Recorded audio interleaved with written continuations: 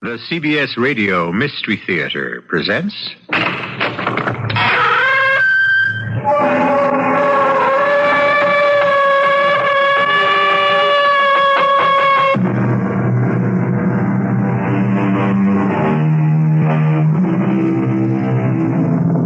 Come in. Welcome. I'm E.G. Marshall. What are you doing right now? As a matter of fact, what are you doing most of the time? Is it something that makes your heart sing and your spirit soar? Or do you just put in your 8 hours? Is life a challenge, an adventure, a thrill for all five senses? If not, be careful.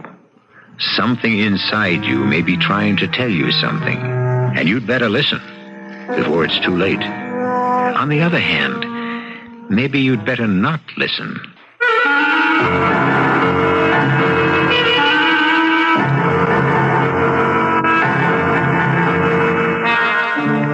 Our mystery drama, Sleepwalker, was written especially for the Mystery Theater by Sam Dan and stars Tammy Grimes. I'll be back shortly with Act One.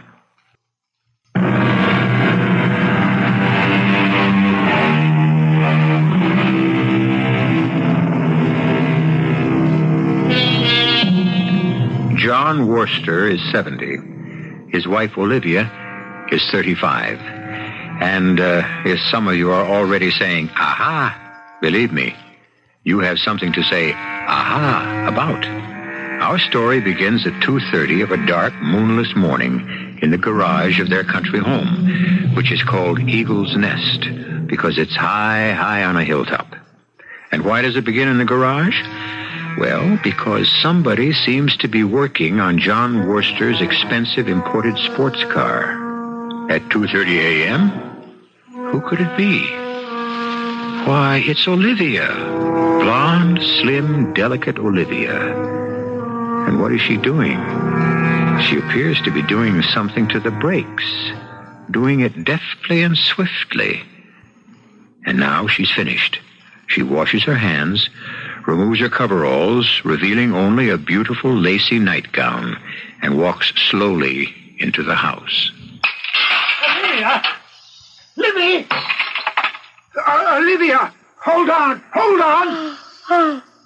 Olivia, my darling, you're walking in your sleep again. Walking? You are. That's impossible. Then what are you doing out here in the hallway? Here in what hallway? And look at the trail of destruction you've left. Oh, the vases. The vases you brought home from Greece. Must be true. I do walk in my sleep. Where was I? I don't know. And, what could I have been doing? Now, dear, get back to bed and we'll worry about all that in the morning.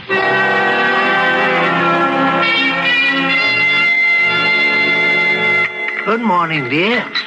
Good morning. May I pour you some coffee? Thank you. Did you get through the night without further ambulatory activity? I wouldn't know. Now, are you convinced that you walk in your sleep? Yes. I suppose I am. Did you know there's an opera about sleepwalking? It's called La Sonnambula by Giacomo Bellini. I never would have suspected. Bellini. He was a contemporary of Rossini. Rossini, Bellini, Donizetti. They were great rivals. Why should I walk in my sleep? Poor Bellini died very young, 34, I think. But La Sonnambula was produced in New York 50 years later. Oh, who cares about all that? Honestly, darling, sometimes... Sometimes what? Oh, sometimes... Can't you just let things go? I don't have to have the history of every little... Darling, please, I thought you'd be interested. Oh, I'm very much worried. I'm concerned. Why do I sleepwalk? That's what you're going to ask Dr. Schwartz. I don't think this is anything to see a doctor about. I spoke with him just a few minutes ago. You're to drop over there right away. Oh, but I can't. Why not? Because you need the car. You have a golf date. I canceled it. But you were looking forward to playing. Yeah, it would be better for all concerned if I stayed home and started another chapter on my book. Now, I want you to see the doctor. Please, dear. It could be quite serious. All right. But what can he give me for my sleepwalking?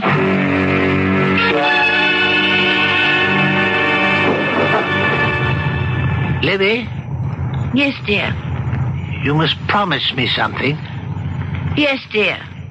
Promise to go down the hill in second gear.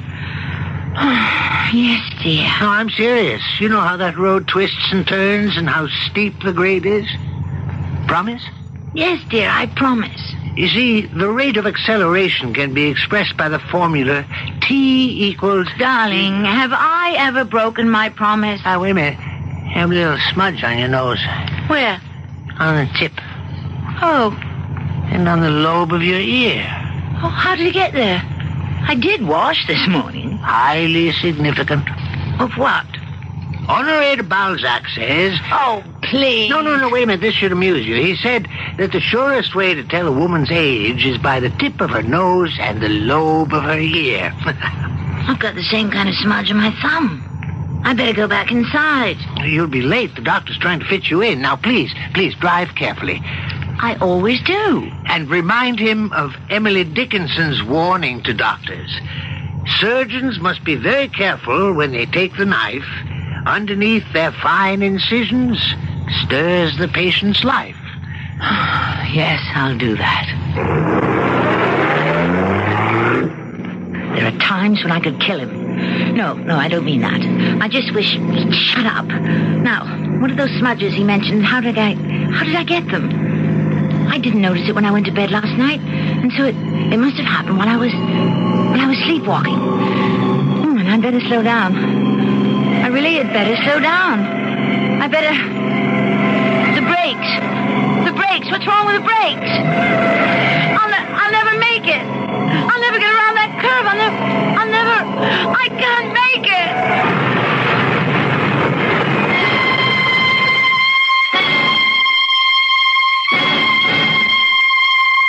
Darling, you all right? Yes, I'm fine. I've been kept here, they said, for observation. Then something's wrong. Well, yes, in reverse. Oh, well, what? The car was totaled. But me, I don't even have so much as a scratch. And Dr. Schwartz and the rest, well, it has them confused. What does? Shouldn't I have suffered some injury? Well, that's true. Statistically... Some token injury? I mean, look at it from their point of view. What did happen? The brakes, they failed. That's impossible. I stepped down the pedal, and I didn't have any brakes. Yeah, but I told Teddy to take care of the brakes last week. We had a complete new set. The brakes were perfect. They may have been perfect, but they didn't exist when I was coming down the hill. Oh, brakes don't go bad suddenly for no apparent reason. Well, what could have happened? I don't know. I don't have the faintest idea. Teresa, did you bring me the book I asked about? Oh, yes, ma'am. And I don't mind telling you, they thought I was crazy at the library. Lasonam something, I couldn't even pronounce it. Thank you, Teresa. Are you coming home today? As soon as I see Dr. Schwartz. Oh, I don't know why they kept you here. Oh, listen, you know the pink lace nightgown? Well, I never said laundry was my strong point. I mean, what I am, basically, is a cook. What happened to the nightgown? Well, you had a smudge, a smudge of dirt, and well, I kept rubbing at it, you know. Well, I rubbed too hard, and now... Well, you got a hole there. Well, like I say, laundry isn't what I... On the pink nightgown?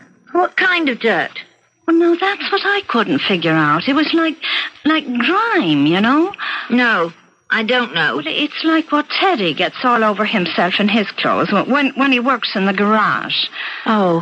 So, well, how could it get on your nightgown? I don't know.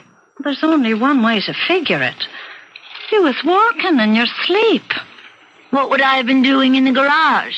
Don't ask me. Sleepwalking, somnambulism, is definitely the sign of a psychic disturbance. An unhappy person is trying to find a way out of an intolerable situation. There's an opera called La Sonnambula. A Swiss farm girl is engaged to a farm boy. A duke visits the village. They find her in the duke's bedroom. Why was she sleepwalking in the Duke's bedroom? Why not in her fiancé's? Why was I sleepwalking? In the garage. How do you know you were in the garage? I had grease on my hands, face, and my nightgown. What was in the garage? Now, really, Dr. Schwartz, what would be in the garage? The car. Nothing else. No one else. This was 2:30 in the morning. I never believed people could walk in their sleep. Well, they can. Oh, I know that now. Tell me, what else can people do in their sleep? Theoretically, you can do almost anything you're able to do while you're awake. But you're asleep. What is sleep? Actually, you disassociate yourself from your real existence. But why? You keep asking why, and I keep telling you it's because your real existence is intolerable. I'm frightened. Oh, I'm frightened. I know what I was doing in the garage. Yes? I was tampering with the brakes. Could I do that in my sleep? You could if you know anything about brakes, which you obviously don't. Why do you say I obviously don't? I took a course in automobile mechanics. You did? Why shouldn't women know about mechanics? Well, it's just that... Are we invading another sacred masculine domain? You haven't told me why you think you were in the garage tampering with the brakes. Why would you want to kill yourself, Olivia? I didn't want to kill myself. Then why did you deliberately ruin the brakes? That should have been a sure way to end your life. I know that hill leading down from the house. Doctor, it was only by chance, a fluke, that I was driving the car. If I fixed those brakes because I wanted to kill someone, then that someone is John. I hardly ever drive the car. John, I can't believe that you would want to kill John. Why would I go to all that trouble to kill myself? Surely I could think of easier ways to die. Olivia, do you really want to kill John? Yes. Now that I think about it. Now that you bring that thought out in the light. I do want to kill John. I really do.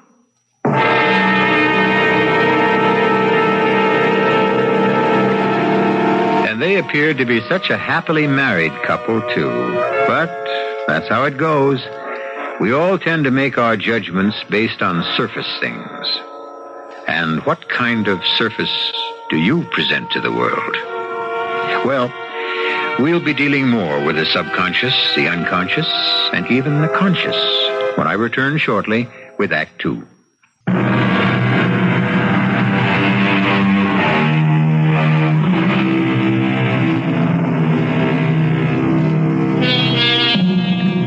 So, the reason you walk in your sleep is because you're trying to go somewhere. And that somewhere is away from here. Because here has become an impossible place. Olivia Worcester wants to leave her husband in the basic sense, which means leave him dead. In her first attempt, engineered by her subconscious, she almost killed herself. What now? But why do you want to kill John? Because I simply cannot stand him any longer. That's hardly a reason to kill him. It's the talking. The constant, everlasting, endless talking that's driving me crazy. That's why I can't stand him. But surely, Olivia, the need to communicate... Who says people have to communicate all the time? What's so glorious about communication if all you communicate is boredom and nonsense? Well, Listen, Doctor. My husband, John, is, well, how would you like to be married to a dictionary, an encyclopedia, a record book, an anthology that just goes on and on, day and night? If it's so bad, why don't you leave him? You mean divorce? Yes. I don't believe in divorce. I took a vow to, I know what you're going to say. Human beings are changeable animals and cannot really make lifelong pledges. Well, yes, basically. Then what happens to ethics, to morality?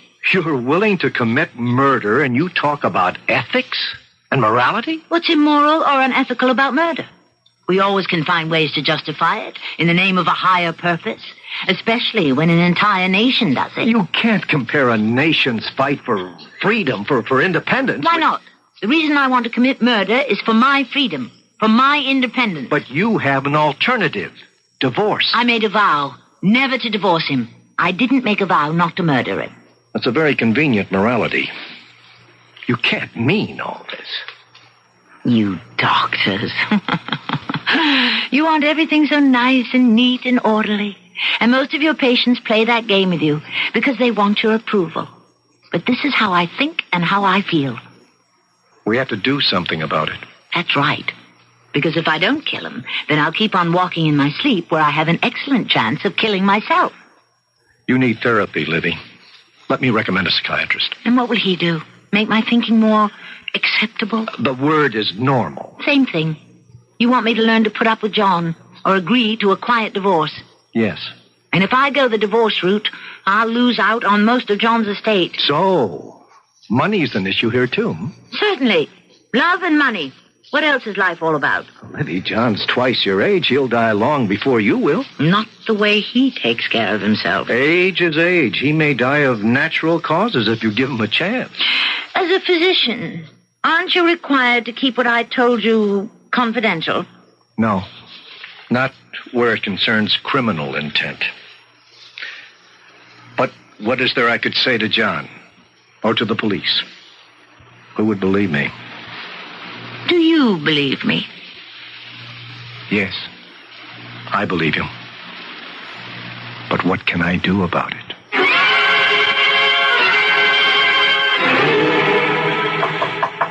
Come in. What is it, Teresa? Mrs. Worcester, I was wondering if you'd go downstairs and put in a good word for Teddy. Why? Well, Mr. Worcester's fixing to fire him. Fire Teddy? Why would anybody want to fire Teddy? Well, the mister's real upset with Teddy. And, well, if he fires him, I don't know what I'd ever do. You see, Teddy's asked me to marry him. He did? Well, not in so many words, but... well, he's been hinting at it, so... well, how could I stay here if he's canned? Well, we can't let that happen. Wait. What have you got there? Is that a gun? Yes, ma'am. It's Teddy's old .32 caliber revolver. What do you do? Well, when Teddy loses his temper, he's apt... well, you see, he shouldn't be near a gun. Oh, he calms down mighty quick, but to be on the safe side... well, could you take this and just hide it somewhere? No, please. He'll know I took it, and he'd get it out of me. All right, go downstairs. I'll hide the gun till he comes to his senses. And you will try to make Mr. Worcester see reason and not fire him? Of course.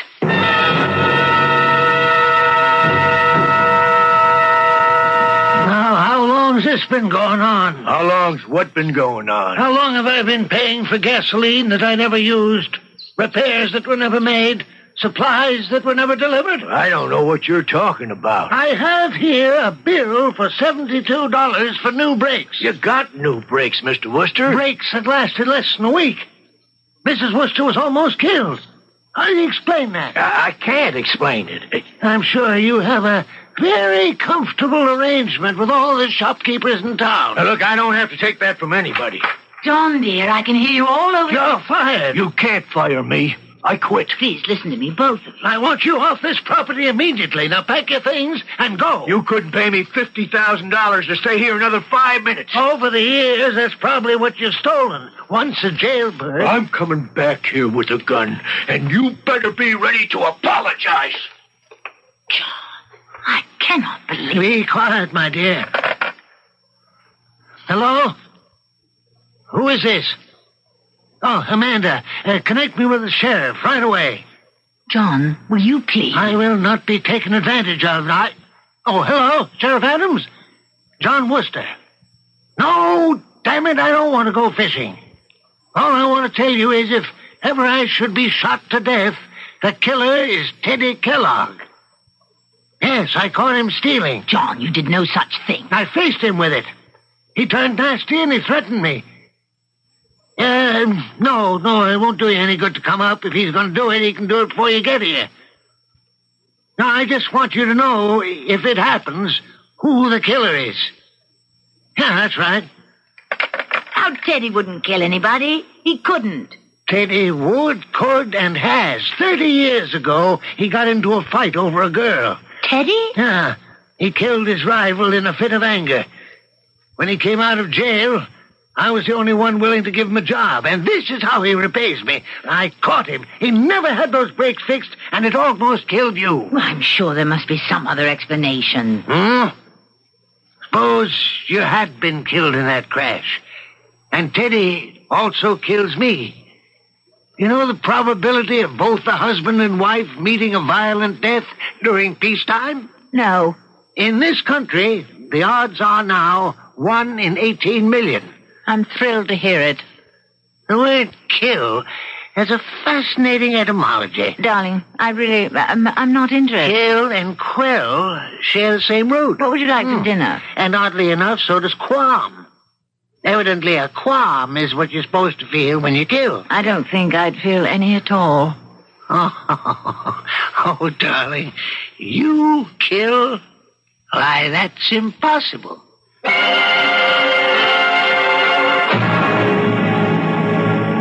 And now, dear, you're sure you don't mind staying alone in the house? I'm sure. It's only for one night. I do have to meet my publisher in New York. I said I didn't mind.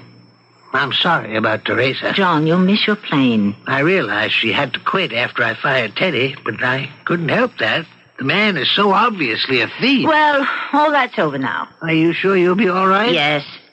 Talking about thieves, do you know the very first time the word thief is mentioned in written history? John! Where has the time gone? I mustn't miss my plane. What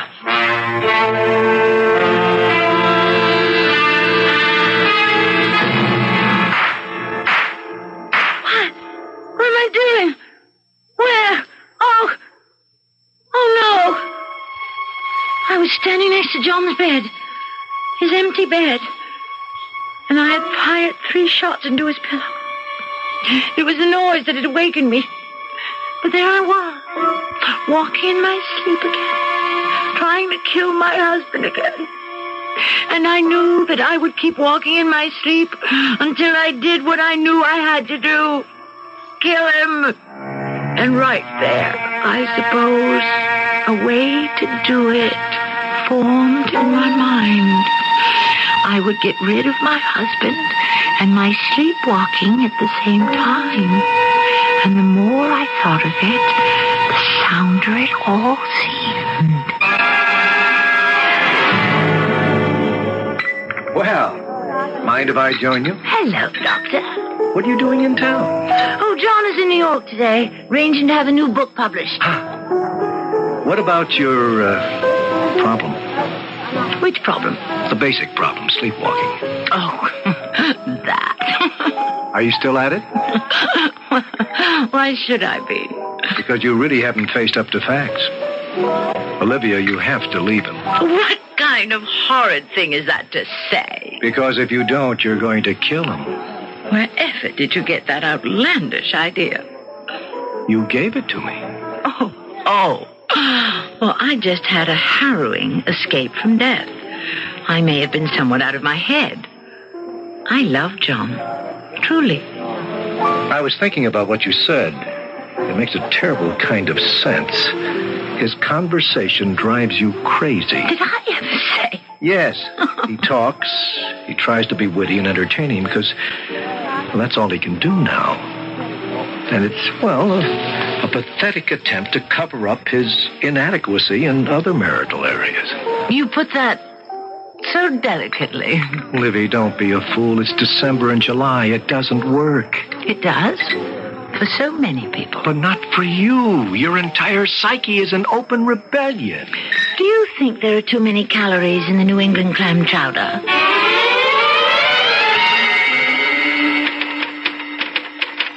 Oh, I hope I'm not disturbing you, darling. Oh, no, not at all.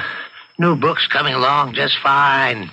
It's all about the history of marriage. That is, how marriages have influenced history. Oh, it's fascinating. Hey, do you realize that the 3 great European kings who were overthrown by revolutions were married to the same kind of woman? Really, John, Nicholas of Russia, Charles I of England, Louis XVI. John, why don't I make us a cup of tea?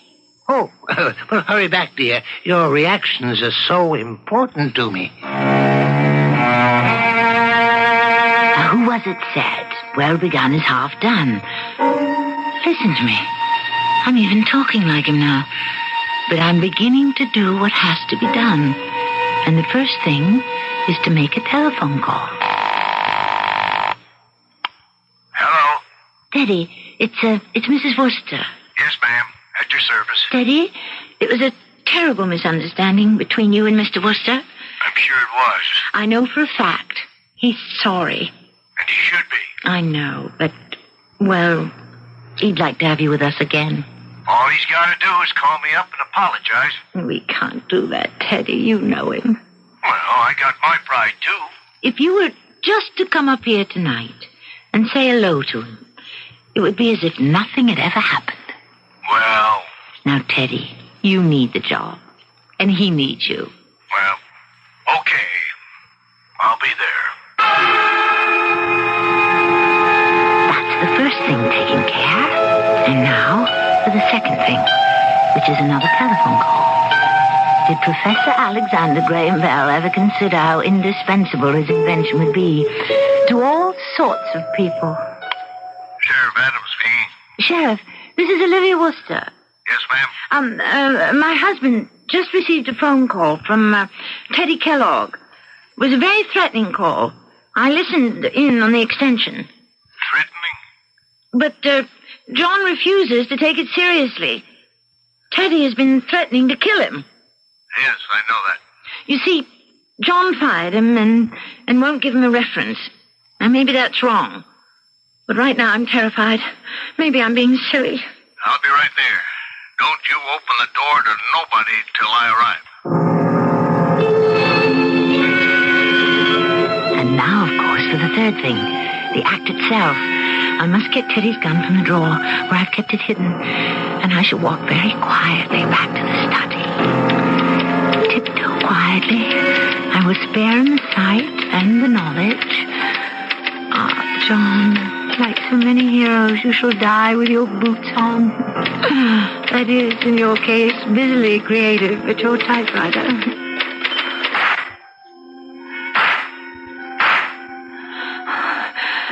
And now, I shall wipe my fingerprints off the gun and do the ladylike thing.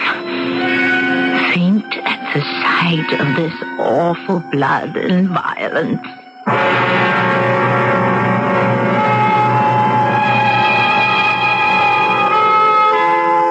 Well, could the thing be more deftly done by Lucrezia Borgia or Catherine de Medici? I realize we're using a great many historical allusions in our tale, but they fit the piece. And really, our basic problem, the true argument of our story, is stated perfectly by an old English saying. If he is withered and she is supple, they cannot make a happy couple. We shall resolve all of our problems, hopefully, when I return in just a few moments with Act 3.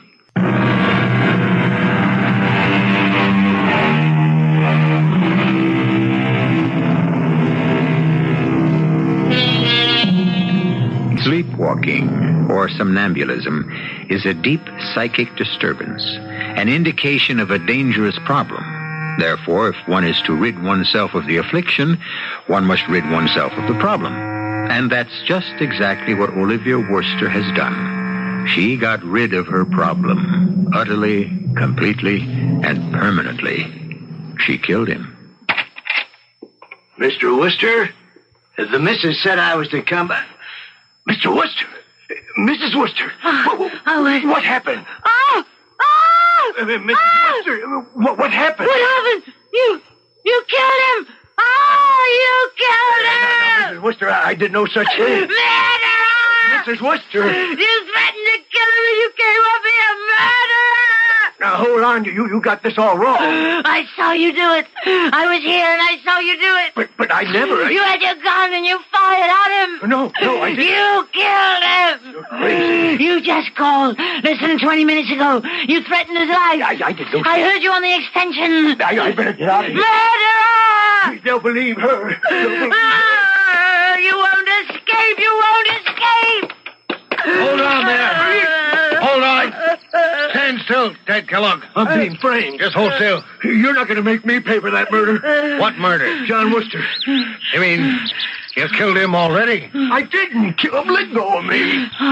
Sheriff, he killed my husband. He killed my poor darling husband. I didn't kill him. He came into this house like a madman. And he had the gun in his hand and he just shot John down. In cold blood, he emptied the gun. I fainted. Oh, it's too horrible to talk about. Now, you just take it easy, Miss Worcester. Sheriff, it's a lie. And you shut up. You'll get your chance. Mrs. Worcester, I don't know what to think. Oh, Teresa, I forgive him. He didn't know what he was doing. He says you'd called him on the phone and asked him to come here. Oh, no, my dear, I'm sorry. Well, he never lied to me. My dear Teresa, he has to deny his guilt to you. He's afraid he'll lose your love. I keep telling him I'll stand by him no matter what. Poor man. I mean, after all, his reputation is important to him. I'll see to it that he gets a good lawyer. You will. After all, part of it is John's fault. Oh, Mrs. Worcester, you are a saint.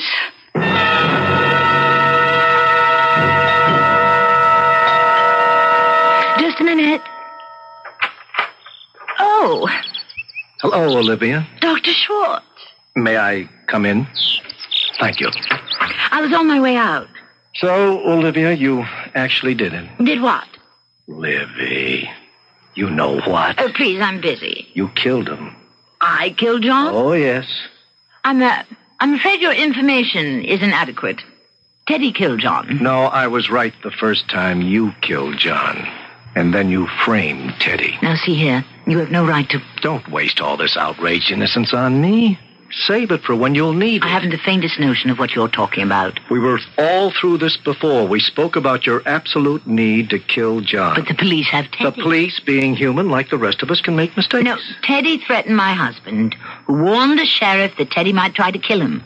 My husband gave Teddy ample motive. I know all that. Furthermore, the murder weapon was Teddy's gun. Which was in your possession. Oh, no. I had returned it to Teddy. He denies that. I'm sorry. So?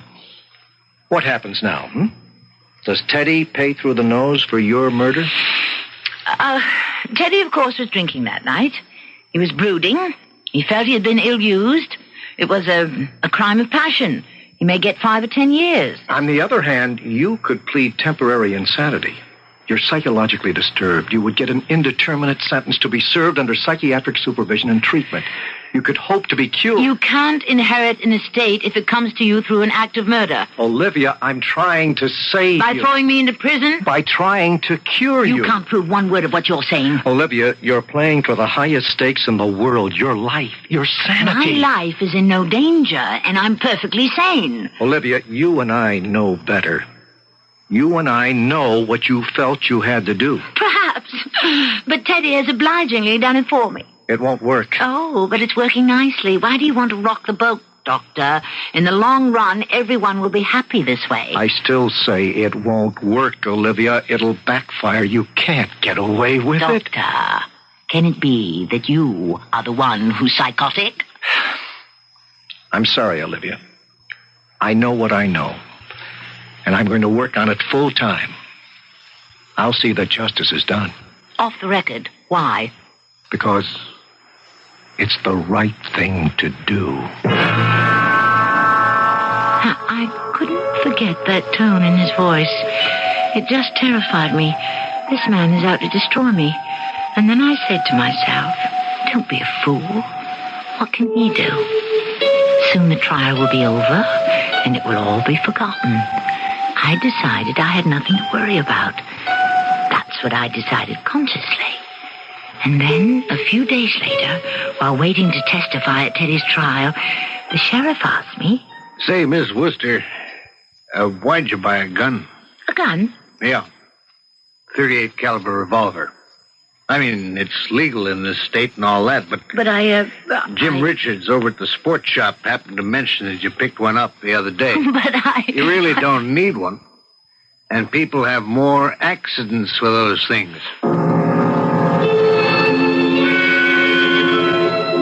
Well, there it was, in the glove compartment of my car. A 38 caliber revolver, fully loaded, and a sales slip. I looked at my checkbook, and there was the stub.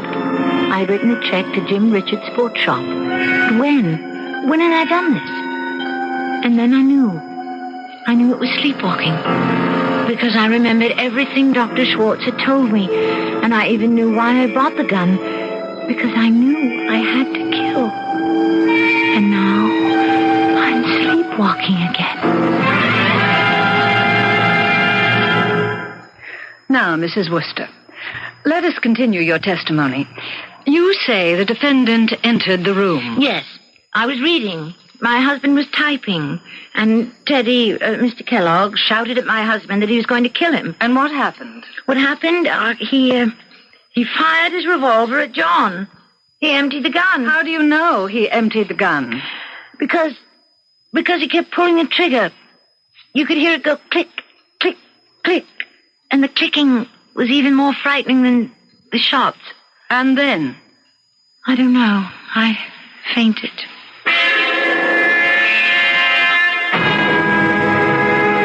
You were a very effective witness today in court. Yes? Believable, sympathetic. But you made the mistake I warned you about. Look, this just isn't going to work. Now, I read the complete report. As a matter of fact, I performed the autopsy. Well? Now, you say he emptied the revolver at John. Yes. The revolver has 6 chambers. Only 3 bullets were found in John's body. So? What happened to the other 3? I don't know. How would I know? There were 6 empty shell cases in the gun, but only 3 bullets are accounted for. Why don't you ask the sheriff? I'll do better than that. I'll tell the sheriff. I'll tell him that he has neglected to look for 3 missing bullets. I don't see how that could prove anything. Olivia, you're lying. And if you're lying, then Teddy's telling the truth about everything. You never gave him back the gun. You fired those first 3 shells at an earlier time. It may have been an unsuccessful effort to kill John. You may not even be aware of it. I'll have to ask you to leave. Olivia, I'm not a detective. I'm a doctor. You're a doctor. I won't say anything to anybody till tomorrow. You do some thinking tonight. And then in the morning, we'll talk to the sheriff and to the judge together. It's your only chance.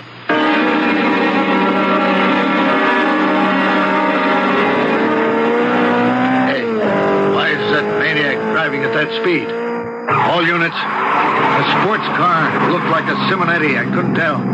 Went by me too fast. Must be doing close to 90 or 100, heading west on Trumbull. We better bag this idiot before he kills himself and Lord knows who else.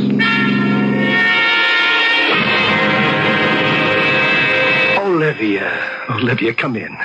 I'm glad you decided to come. Hey, Olivia, that gun. Don't. You don't know what you're doing. I know what I'm doing. Olivia, wake up. I'm up. You're sleepwalking. I'm going to kill you. Olivia. I have to kill you. You understand that, don't you? It's you and me. And once you're gone, I'll be at peace, at ease. Olivia, listen to me. It's your fault. You won't let up on me. Olivia, you'll never You're be at like peace. John was, and that's why I killed him. You also patronized me the way he did. You're so superior. Olivia, I'll be able to help You know the name of the girl in the opera La Sonnambula? Amina. Listen to me, Olivia. Yes, she had courage. She wanted the Duke, so she went to his room. Women like us, we can only express ourselves when we're asleep. I don't want to be cured. Please, Olivia, wake up. I never want to wake up. Never! Never! Never!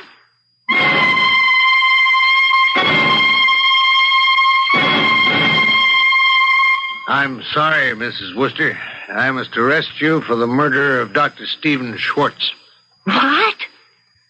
I must advise you that you have the right to remain silent. Murder? Your car was seen outside the doctor's house. The shots attracted attention. We have a number of witnesses who saw you coming out.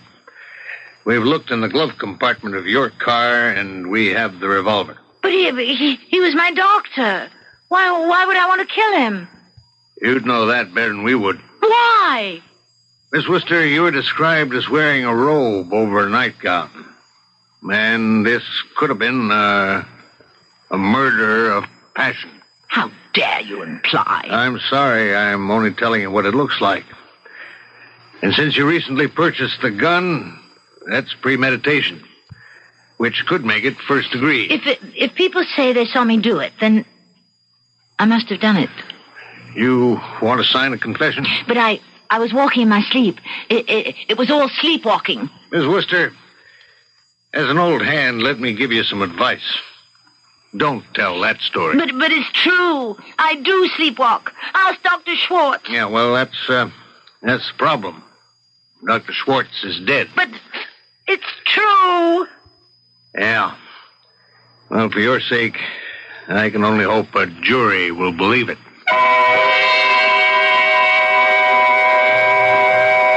And why should they believe it? It looked like a lover's quarrel.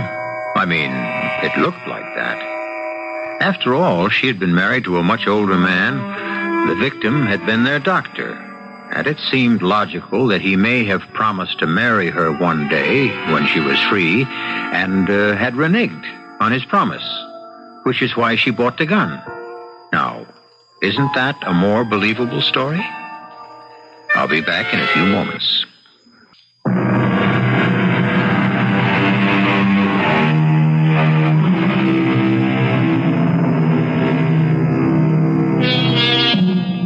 How did it all wind up? Teddy Kellogg, who was innocent, got off with a suspended sentence. He's going to marry Teresa. Olivia Worcester is being treated at an institution for the criminally insane, and she may never get out unless she discovers a way to escape in her sleep. Whatever you do, don't go to sleep at this time, because we need a fine, experienced, sensitive audience right here, 7 times a week. Our cast included Tammy Grimes, Robert Dryden, Carol Teitel, and Sam Gray. The entire production was under the direction of Hyman Brown. This is E.G. Marshall inviting you to return to our Mystery Theater for another adventure in the macabre. Until next time, pleasant dreams.